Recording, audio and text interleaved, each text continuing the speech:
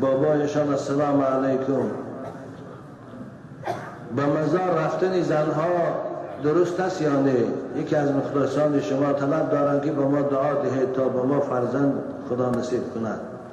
به خانواده ما هم دعا کنید. از شهر کرمانشاه. برادر عزیز، بارها در این موضوع من صحبت داشتم. خوب خلاصش این است که زیارت قبرستان برای مرد و زن برابر است وقتی که مقصد عبرت گرفتن باشد. مقصد از دیدن قبرستان پند گرفتن باشد، یاد مرگ و یاد آخرت باشد. این مقصد باشد برای همه برابر است، برای مردم برای زنم.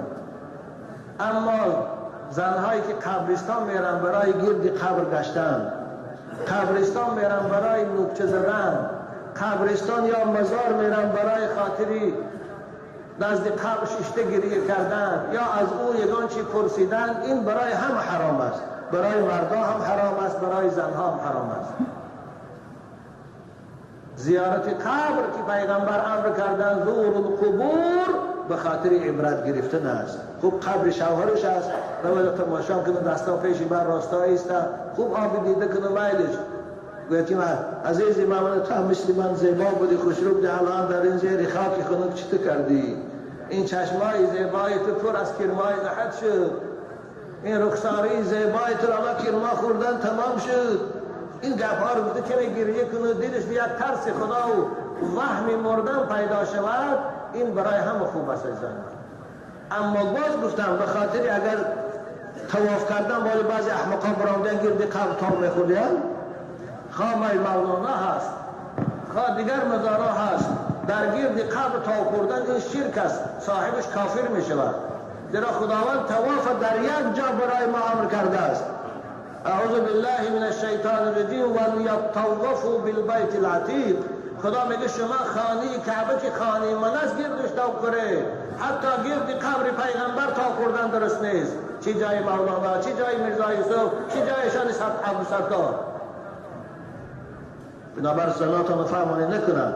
فتوحات میگه که و اما ما یفعله بعض من لا علم له، بعض جاهل ها، بعض شیخ های عوام که نزد قبر میرنو من التمسح بالقبر و تقبیلها و الطواف حولها فهو من البدع المنکره والتي يجب اجتنابها من كل مسلم و یحرم فعلها. بعضی کارهایی که امروز برآمده است، جاهل ها میرن گرد قبر تا میخورن، خاک قبر میگیرن بوسه میکنن یا قبر بوسه میکنن. این اسلام این اجازت نمیده. این بدعت است، این حرام است. هر مسلمان به واجب است که از این خوش نگه دارد. ببینید ما قبر پیغمبر بزرگوار رو میریم پیش میسیم راستا الصلاة و السلام علیک یا رسول الله میگیم. از پیغمبر بزرگترین اینا. قبر صحابه رسول اکرم در مدینه میره زیارت میکنه، جنت البقیع در چون گردش تاون میخرن آدما برن راستا میستن دعا میکنن. اینها از صحابه پیغمبر بلندن. و این کار حرام است. برای میگم برای زنها حرام است، برای مردان. اما به خاطر عبرت باشد. جایز است که زن قبر شوهرش زیارت رود، جایز است که مادر قبر پسرش زیارت رود. با که ندارد یک مل پیش راستا میسه، یک سوره از قرآن میخوانه، یادش میکنه و دلش ملایم میشه گشت میبینه. این قدرش با که ندارد. السلام علیکم حاجی بابا، زیارت رفتن عزیز و اولیاءها در اسلام جایز است یا نه؟ زیارت رفتن درست است، برای عبرت است. ایرا موعظش چند جمعه پیش کرده بودیم که رسول الله صلی الله علیه و آله و سلم زیارت کنه، گفت از قبرها را برای عبرت بگیری که مردن در یاد شما میآید، قیامت در یاد شما میآید. این به این معناست، نه به این معنا است که برید اونجا مشرک شوی و ای مردیت شما طلب کنه از سخنای پوسیده او. این معنا را نداره. خب مقصد برادران عزیز، برای زنها زیارت قبرستان جایز است یا جایز نیست؟ این مسئله برادران عزیز گرامی، حدیث هست که ابن ماجه روایت میکند، پیغمبر صلی الله علیه و سلم گفتند که کنت نهیتکم عن زیارت القبور فزوروها. پیغمبر گفتند یک وقتایی من شما را از زیارت قبرستان من میکردم، فزوروها، رفته قبرستان زیارت میتون.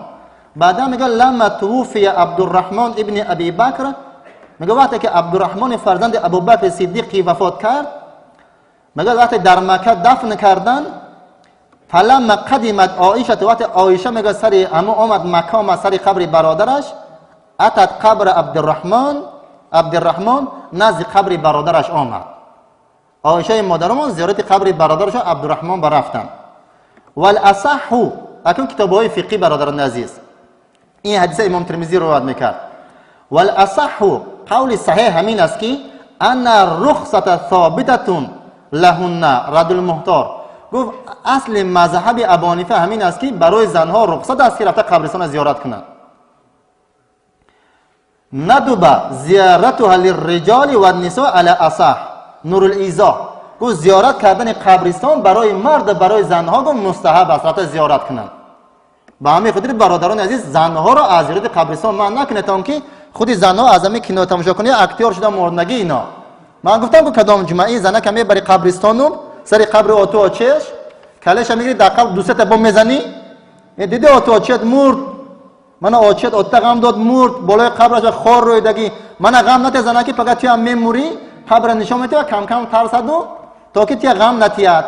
اوای قبرستان نبری، نماز جمعه امر معروف نشنود، از اینترنت گوش نکند، فقط کینای ترکی که گروم و اکتورش که قورت میکند، کم کم قبرستان براتون زنکای برادران عزیز قبر ببینن ترسن. مسئله زیارت قبرستان زنها دو قول است. قول یکم منع است برای زنها، برای آنکه در سنن حدیث های وارد شده است که پیامبر صلی الله علیه و سلم لعنت کردند زنهایی که زیارت قبرستان میکنند. لعن الله زائرات القبور. بنابراین به همین حدیث ها منع کردند و این چنین در بعضی اصول بعضی مذهب ها سد ذرایع هست، گرفتن پیش راه گناه. خود قبرستان رفتن زنها گناه نیست و وقتی که زنها به قبرستان رفتن یگان نامعقولی میکنن، یا از همون مرده یاری میپرسن، یا آواز میبرارن، یا یگان شم در میگرانن، یا یگان گل میمونن، عادتی دیگر مردمی بیرون از اسلام اجرا میکنن، آتش پرستا را یا عادتی نصرانی ها را یگان عادتی اجرا میکنن، یا عادت مشرکا را میکنن که از مرده یاری میپرسن، یا با بالای قبر سجده میکنن، یا من در بعض قبرستان های ما زنها میرن چلپک و ملپک و چی میپزن، قبرستان مبادل به توی خانه یا آشخانه کردین، گوسفند میکشن در قبرستان، شرک است این. به مزارها برده گوسفند میکشن، این نادرست است. از همین حساب منع کردن زنها که رفت یگان کاری نادرست میکند گفته و این چنین به حالگی حدیث سنن تکیه کردن. قول دوم و این قول صحیح تر است و به اصل نزدیکتر است، اینا میگن زنها به قبرستان رفتنش اجازت هست میگن، بنابراین به حدیث پیامبر صلی الله علیه و سلم که کنتو نهیتکم عن زیارت القبور الا فزوروها، من شما را از زیارت قبرستان منع کرده بودم. انا همین منع کرده بودم همون حدیث را میگویم، لعنت کردن پیامبر صلی الله علیه و سلم زیارت کننده های قبر را، یعنی از زنها. زائرات این صیغه زنانه هست، زائرین نه، یعنی زائر مردها نه، زائر زنها را لعنت کرده بودم. اکو در اینجا گفتن که من شما را از زیارت قبرستان منع کرده بودم، تا جایی که مردم میدونن پیامبر صلی الله علیه و سلم فقط زنها را منع کرده بودن از زیارت قبرستان. الا فزوروها، آگاه باشید، زیارت کنید، کن اعلان است، الا فزوروها، زیارت قبرستان کنید، فانها تذکرکم الاخره، چون زیارت قبرستان حیات آخرت را به خاطر می بیارد. گفت و واقعا وقتی کسی قبرستان میرد حیات آخرت به خاطرش میاد. من این آدما بزرگا بودن، شب و روز پول کار کردن، مهنت کردن، اینش فلانی بود، اینش فلانی بود، اینش در فلان جا کار میکرد، اینش فلان چی بود. من همش امروز در زیر خاک هستم. ما هم یه روز همینجا میبیاییم. دعاشم همین خلال السلام علیکم دیار اهل المؤمنین، انا ان شاء الله بكم للاحقون. السلام علیکم دیار مسلمانا، ما هم به نزدیکی به شما پیوست میشه. انا ان شاء الله بكم للاحقون، دیری نگذشته ما هم همینجا میبیاییم. یرحمنا و یرحمکم الله، الله برای ما و برای شما مهربانی کند. یعنی وقتی که انسان وارد قبرستان میشود آخرت به خاطرش میبیارد، این ثواب است. الا فزوروها، شما زیارت کنید، عام است. جدا نکردن بین زنها و مردها. حدیث صحیح است. مادامی که جدا نکردن برای زنها هم رفتنش اجازت است گفتند. والله تعالی اعلم. در همین قدر کفایتی میکنیم. شما هر جایی که زیارت میروین در حقشان دعا کنید که خدا رحمت و مغفرتشان کند. گرد قبر او گشتن برادر عزیز بجز ضرر و بجز زیان و بجز گناهکاری برای تو هیچ دیگر فایده نمیاره. گرد قبر گشتن چی معنی دارد؟ سوره بقره را شما تماشا کنید برادر عزیز. یگانه جایی که خداوند طواف او را به گردن ما فرض گردانید این خانه کعبه است.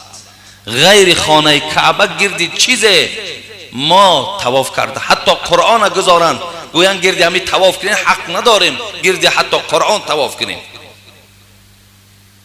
کجا گرد این شخصیت ها؟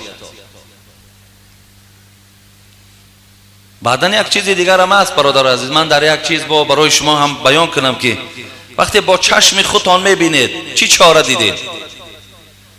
من که این سوالی تر میشنم جواب تا میگردانم. من که تو در برابر من هر سوالی تی من برای تو جواب میگردانم. ولی وقتی که شما با چشم خودتان همین نافرمانی و همین عصیان میبینید چی چاره دیدید؟ نخواه این قدر شما همین قدر غیرتی نداشته باشین که خواه مادرای خواه پدرای قدرت پیدا نکنین که گوین گردی همون مقصد مقبره طواف نکن که در هر یک طوافت لعنت ملائکه ها بالای توست. چی مقصد داری؟ چی مراد داری؟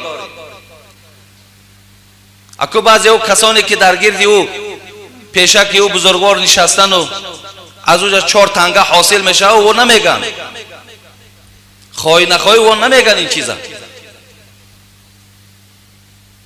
برادر عزیز هر کسیش که میگوید خوش به حالش، ولی وقتی که دیده نگفت البته به البته ویم چگونه که همون آدم طواف کرده ایستاده است و گناهگار در پیش خدا است، همون شخصی که همون را من کرده میتواند من نمیکند برابر هم گناهگار است.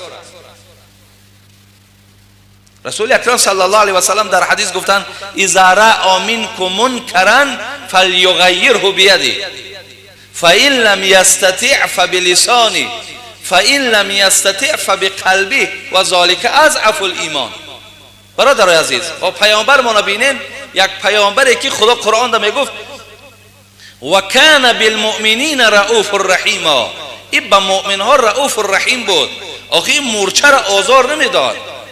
این یگان کس سخنی بلند نمیگفت، همیشه در خدمت بندهای خدا بود، دائم برای این امت آب چشم میکرد. این قدر غمخوار بود.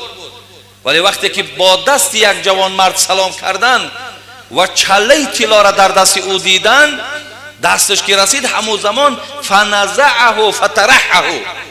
ببین همون پیامبر نازنین، همون پیامبر با رحم از دست همون جوان نپرسیده همون چله را کشیدن پرتافتنش. گفتن جوانی عزیز من دوست نمیدارم که تو پارچه آتش دوزخ در دستت گردانی. ببینین هر کسی که یعنی همین گرداننده چله طلاس یا گردنبند یا برسلت یا ساعت هر چی از طلا باشد، این معنی را دارد که پارچه از آتش دوزخ همراه توست. گو من دوست نمیدارم. ما چرا دوست داریم؟ پیامبر با دستش تغییر دادن، با دست تغییر دادن. اگر امروز ما برادران با دست نتوانیم، ولی پیامبر گفتن با دست نتوانیم با زبانت بگو. نه اینکه امام خطیب ها من رأى منکم است، منکم کدامی از شما. ببینید فرق ندارد، همه ما در مراجعت از پیامبر کسی در کجای یک منکرات شرعی را دید همین قدر گویا از روی انصاف. برادر عزیز از روی انصاف همین قگو که همین کار نادرست است. اگرچه خود در کتابم ندیدی ولی از زبان ما شنیده باشی هم همون را در گوش او بگو تو ثواب میگیری.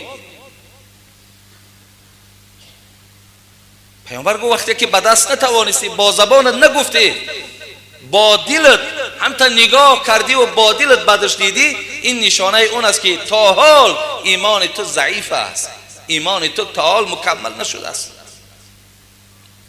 ما باید بگیم آخر. برای چی پیامبر گرامی میگه قل الحق و ان کان مرا، حق بگو اگرچه حق تلخ است. ولی من همین میگویم بسیاری از برادرای ما که در امو گردای مقبرن از من ناراضی میشوند. شما فکر میکنین که همونا اکو خرسندن؟ همونا ما را بد میبینن. من جاهایی رفتم که در گرد مقبره خانه‌ای بودن که ما را تکلیف کردن که من در تویشان اشتراک کنم، همو پیشوا نماندن، حاجی را نیار گفتن اینجا. برای چی؟ برای اون که ما میگفتیم که شما اگر خیر احسان کننده هستین، پر آدم بیچاره و ناتوان و دستنگر، برین اونا را تیر. این بزرگوارای ما از پشت شکم بزرگوار نشیدن. این گپ کی را میفارد؟ یک آدمی که کرموشکش همو جای او را میفارد که من این خلگویم و دیگران مثال پیش او نروا، او را میفارد؟ نمیفارش. ولی من چی مجبور کرد؟ قسم به نام خدا سخن پیامبر، و الا من میتونم مثل دیگران شیرین شوم پیش هم رفته نازن اکا سازن گفته و هم تا معامله کنم گذشته رفتن گیرم. برای شما هم که دیدین باید گویین برادر عزیز، هر کاری را میبینین نادرست ای گویین، نترسید، ثواب میگیرین. اما وقتی شخص زیارت رفت قبرستان، ای همین شامی شبی جمعه سر میشوه، روزی پنجشنبه به جمعه همین شام وقت شما میشوه تا دمیدن صبح صادق سحر شنبه را، یعنی که دو شبه یک روز آزادن ارواح، بیشترش در محوطه قبرن. میگه وقتی که میروه همون مرده ها میشناسن اسی فرزندی فلانی، میگن پدر از زیارت اومده است.